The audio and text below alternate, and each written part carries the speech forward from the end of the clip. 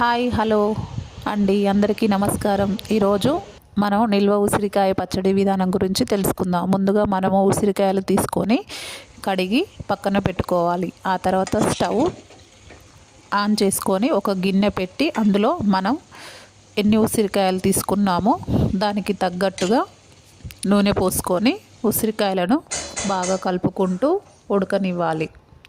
అవి బాగా ఉడికిన తర్వాత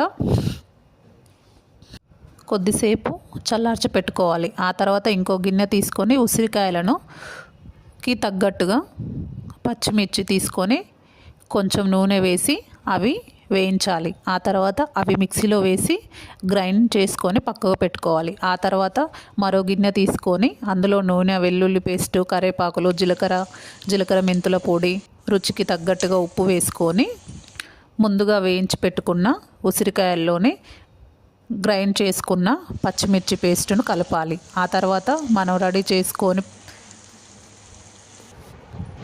చేసుకొని పెట్టుకున్న పోపుని వేసి కలపాలి.